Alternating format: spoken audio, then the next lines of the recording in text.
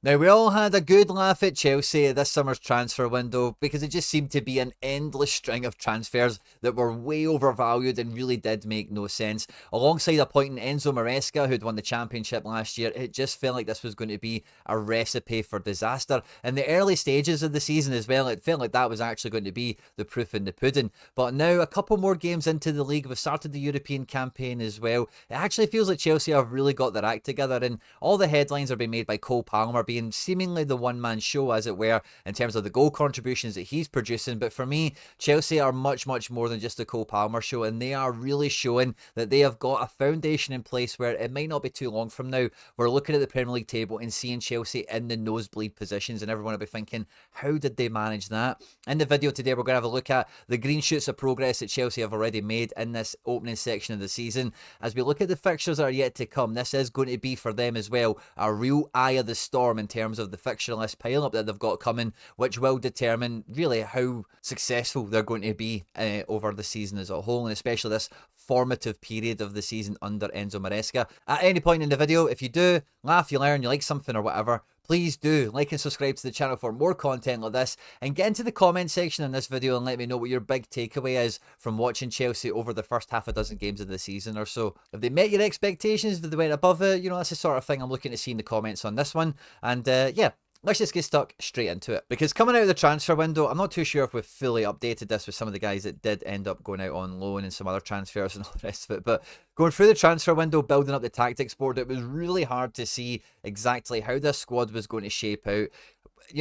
Cole Palmer did so well last year on this right-hand side of the attack with a bit of a free roll to drop into the pockets. Would Maresca keep that same sort of body, that same sort of shape in midfield, especially since he brought in Kieran Dewsbury-Hall? It did feel like that would be the way that Chelsea would shape up. And that is what we've seen in the opening day of the season as they lost to Man City 2-0. And like I said in the intro, it just did feel like quite early on the proof might have been in the pudding. But something very interesting from Chelsea is their selection for their European squad, not listing Cole Palmer and one or two others in it, giving them a clear body of like a midweek squad and a weekend squad.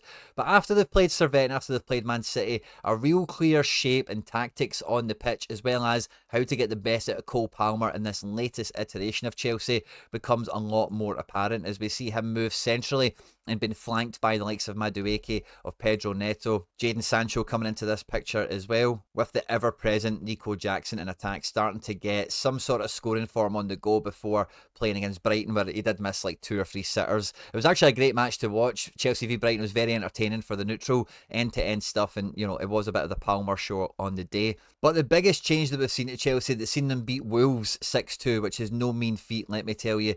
That draw against Palace, it might be a wee bit of a result Chelsea fans will look at as points dropped, but you take that into the 1-0 victory away to Bournemouth, hammering West Ham 3-0, and then beating Brighton 4-2, which was a very topsy-turvy game. You can see this consistency that's been built into the back block. Colwell and Fofana, whether Fofana is out and right back and then somebody else is playing centre back or whatever, but the consistency that these two have given in the centre defence, alongside having Enzo and Caicedo as the deep lying playmakers, as the engine room, which we spoke about pre-season, this being the most optimal shape for Chelsea, because if you've got this sort of defensive platform to try and build out from the back like they're going to do with Robert Sanchez and some of the other goalkeepers that they've profiled, you need to have that real strength and resilience and shape, as well as quality on the ball for what all these players individually do offer. And this is the platform that gives the likes of Cole Palmer the freedom to roam around and pick up the ball in different pockets of space, with having a dedicated arrowhead striker in Nicolas Jackson, and then the wide areas that are so effective, Pedro Neto, Sancho, Madueke, and Kunku, these guys that are just being asked to take their man on 1v1 and then go and create some goal scoring opportunities, with these guys being tasked with the control of the ball, the circulation of play. Are we focusing down the left and going to give that a bit of support? Are we covering in for the right, or vice versa, and all the rest of it? Because before with Chelsea, when we put the whole squad on screen here, there's so many different combinations of midfield, and what the hardest part of this is to work out pre-season, and what the biggest job for Maresca has been coming into this position, is how to continue Palmer having that top end absolute elite output, as well as bringing the rest of the squad into it. And making the move to have him central is mainly achieved by having this defensive block in here with some fullbacks that have high energy, good defensive awareness, and are, real good coaches, players. They'll follow the instructions that they've given to the best of their ability. Because even with Cucurella having this kind of, second coming at Chelsea since winning the Euros, it just gives the likes of Enzo, who does have a bit more of a range of passing, a guy that does want to get into these types of zones, a wee bit more freedom to do so. Gusto, who wants to go down the line and hug in and, give an overlapping option. It allows Madueke to do his thing and come in a bit tighter to support the striker here. And whether it is Neto or Sancho or there's a few other alterations, maybe Mudryk and whatever, that we could see out on the left-hand side, it just, again, gives Chelsea a variety of different players that have different solutions, that have different abilities to maybe try and come down this side of the pitch here. And this sort of balance is so hard to strike in the Premier League, especially when the squad is so big and you've got so many competitions to run with. But I think the consistency that we've seen in selection from Chelsea, right through the spine, right through the middle of the team, is giving them something that I don't think anyone would have thought they would have had shown on the pitch this early in the season. The sort of form and the sort of, synergy that they've shown against Brighton and against West Ham in particular is the sort of level of football that, we've seen when we've seen Arne Slot do it this year at Liverpool. We've seen it with Ange and Unai Emery over the last couple of years as well. Like coaches coming in and, implementing a very distinct style, getting all the players to buy in and maximising the individual qualities that are already in the team. I say Chelsea, I didn't hold much hope that they would be showing this until maybe the Christmas period or so, once they'd got many more reps, many more competitive matches under their belt, just with how topsy-turvy the squad had been, the new manager, etc.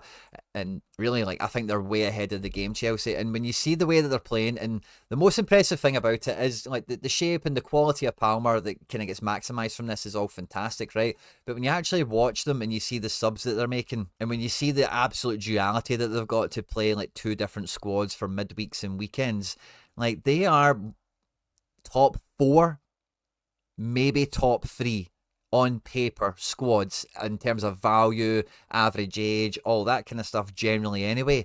But if they are actually able to, look at this.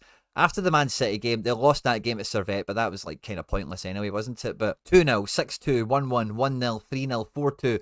That is the form of a team that wins stuff. That's the form of a team that finishes top 4, top 3 in the Premier League, and the form of a team that in Europe, home or away, especially in the Conference League with the quality of players we're talking about here, should be looking to go very, very deep in the competition. I still personally do think the goalkeeper situation is really going to hold them back, so it just does feel like they've got a bit of a sieve in defence, no matter how good. The back four is really, honestly, the back four is right up there in the league for me. They're definitely individually, pound for pound, player for player, whatever, they can mix it with the best defences in the league in terms of who you would rather have in your squad and all the rest of it. But when you've got a goalkeeper that you just don't have that much faith in and is prone to a gaffe, then it's just always a bit of a recipe for disaster. Jackson is showing some fantastic promise and some fantastic goals and form already this season, don't get me wrong. But I just think he's not a guy that's going to really go and win the Golden Boot. He's not a guy that's really going to fire on all cylinders all season long. And, can other guys kind of, obviously Palmer can, but can anyone else kind of try and carry that bit of water? Because if you look at that Brighton game where they won 4-2, and I know Palmer's free kick, the penalty, some of these things might not have happened. And the chances that Jackson had and was desperate to finish, he wasn't nonchalant about them, he just absolutely made a gaff of them. Those chances on another day could have bit Chelsea in the bum, but I really think the thing that made the difference against Brighton was just how resolute they were in their shape, how organised they were, and how unapologetic they were for what their route to goal was going to be. Get Palmer on the ball and try and make something happen in and around it with a lot of willing runners and a lot of great players that are practicing every week. And, as the weeks go by, you can see that kind of synergy, that kind of harmony coming in the Chelsea attacking ranks here. And sometimes you do see it in the Premier League where the star man, they do try and not marginalise them or anything like that, but maybe put a bit more of a focus on get the ball out wide and then try and find him and all the rest of it. But Chelsea are just he's the man, get him on the ball, and he is the attacking force, he's the attacking playmaker that's going to decide what side of the pitch we're going down, who's going to get played in, can he take a shot himself, is he taking the free kick, is he going to give, And for me, I really didn't think Enzo Maresca was going to pull this off. I didn't think he was going to make it past Christmas, and I thought if he did, it would be because he would start to get into this kind of vein of form that we're seeing now. So this consistency of shape, this consistency of selection, I think is going to serve Chelsea very well and has got them some green shoots of progress. They've got they've got a finger hold in the league and in Europe of, a rhythm and a tempo of how they're going to rest and rotate players and how they're going to ultimately go on and win matches. But the next couple of weeks for them is going to be definitive. They're playing Ghent in the Europa Conference League, which is a little bit of whatever. And home at Forest, who are definitely no pushovers. And as we've seen, even though beating Wolves 6-2, Wolves didn't go down without a fight. And we've seen how the Crystal Palace game went as well. Away to Liverpool, away to Panathinaikos, which is a very tough away game. Then you're playing probably Newcastle back-to-back because we think Newcastle are going to get past Wimbledon in the Cup. And then you're playing Man United. We'll forget about the Conference League because of the rotation and the squad registration and all the rest of it. But you go Man United, you go Arsenal, Leicester away, fine. Heidenheim away, and then Aston Villa. So there's what are we looking at here? 1st of December? And then even after that, wow, yeah. Southampton away should be okay, but then you're playing Spurs and you're going away to Astana, which is a long, long trip. And then, yeah, some easier matches, perhaps Brentford, Shamrock. Yeah, some more games where it might be pretty okay. So I think we're looking at this period here from the Aston Villa game backwards where, how many points can Chelsea get out of the Premier League opposition they've got? Can they get past Newcastle in the Cup? And equally in Europe, do they continue to not put a foot wrong with some tricky games here? And Chelsea, who are in 4th the now, after a couple of those games, which are real 6-pointers on the table, we could, honestly, I wouldn't be surprised if we get to the 1st of December and Chelsea are like 2nd or 3rd or something like that, potentially, just the way that they've been playing. They're a wee bit of a surprise package because everyone does think of them as the clown club from the summer. But these results I don't think they're a flash in the pan. I think Chelsea really do mean business and they're going to be a genuine threat to everyone that wants to finish in that top 4, top 5 positions here. Now, don't get me wrong, if the results go against Chelsea, between now and the 1st of December, we're not going to see them in the top 4 or the top 3, but I think the results and the fixtures they've got, or the fixtures they've got, if they did get the results in them, then wow, we could really be looking at Chelsea in a totally different light over the next 8 weeks or so. Now, I had Chelsea totally written off this year and I thought they wouldn't qualify for European football again. I thought there'd be a couple of managerial changes, which I don't think really is on the cards now, as well as some of these transfers maybe backfiring or they failed to really utilise a lot of the squad. But so many of the things I thought were going to be going wrong for Chelsea are actually all really going right, and now I think all the predictions on Chelsea are out the window. I'm looking forward to catching the comment section on this one on screen, and now some other stuff that I've made that YouTube thinks you might enjoy. I hope you enjoyed this one. Don't forget to hit the like button, stay out of trouble, and I will catch you on the next one.